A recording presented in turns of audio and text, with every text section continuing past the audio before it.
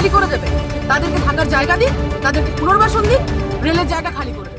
রেলের উচ্ছেদ অভিযানে বাধা দেওয়ার অভিযোগ উঠল তৃণমূলের বিরুদ্ধে। এই ঘটনা ঘিরে তুমুল উত্তেজনা। আসানসোলে কুলটি থানার বরাকর বেলতরিয়ার ঘটনা। সোমবার রেল প্রশাসন বেলতরিয়া এলাকার জবরদখলকারীদের উচ্ছেদ অভিযান করে। এই খবর পেয়ে ঘটনাস্থলে কুলটি ব্লক তৃণমূল কংগ্রেসের নেতৃত্বরা পৌঁছায়। আসেন আসানসোল পৌর নিগমের মেয়র পরিষদ সদস্য ইন্দ্রাণী মিশ্র। অভিযোগ, রেল উচ্ছেদ করতে গেলে বাধা দেয় তৃণমূল নেতৃত্ব, এমনকি বিক্ষোভও দেখায়। এই ঘটনায় এলাকায় তুমুল উত্তেজনা ছড়ায়। খবর পেয়ে ঘটনাস্থলে বিশাল আরপিএফ বাহিনী পৌঁছয়। তৃণমূলের নেতৃত্বের দাবি, পুনর্বাসন না দিলে উচ্ছেদ করা যাবে না। রেলকে অবিলম্বে এই সমস্ত এলাকার মানুষদের পুনর্বাসন দিতে হবে।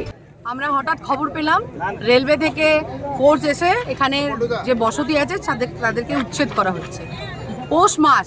পৌষ মাসে বাংলার সংস্কৃতি হচ্ছে আমরা ঘর থেকে কুকুর বেড়াল দাঁড়াই না, আর এরা এসে 100 বছরের যারা বাসিন্দা তাদেরকে হাঁটিয়ে দিতে চাইছে। 12 বছর কারুর বাড়িতে ভাড়া থেকে গেলে সেই ভাড়াটিয়াকে উচ্ছেদ করতে গেলে দম বেরিয়ে যায়, আর আজকে যাদের 100 বছরের এখানে বসবাস তাদেরকে উচ্ছেদ করার জন্য এখানে রেল লোকজন পাঠিয়েছে। আমরা যে খবর পেয়েছি আমরা এসেছি, আমরা কাজ বন্ধ করে দিয়েছি।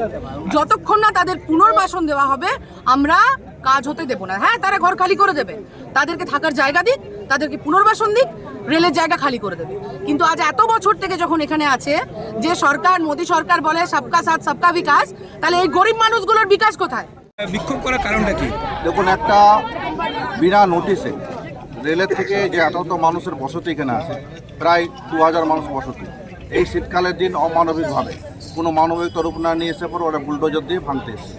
কিন্তু এটা হচ্ছে যে পরে মামাটি মানুষের সরকার চলছে। আমাদের মুখ্যমন্ত্রী মানবিক সরকার, মানবিক নেতা, তিনি যে কোনো রাজ্য সরকার যে কোনো কাজ করেন তাদের পুনর্বাসন ব্যবস্থা করেন। কিন্তু এদের কোনো রকম কোনো কিছু না বলে এত মানুষ দেখো শীতকালে বড় শীতের দিন ওদের ভাগ করতে এসছে। তো সেখানে আমরা এসছি মানবিক রূপ দেখাতে। আমাদের পুরোপুরি এবার এখানে কোনো মতে আজকে কোনো মতে ভাগাভাগি করতে দেবো না, ওদেরকে সময় দিতে হবে বা পুনর্বাসন ব্যবস্থা। অন্যদিকে খবর পেয়ে ঘটনাস্থলে আসেন কুলটি বিজেপি বিধায়ক ডক্টর অজয় পোদ্দার।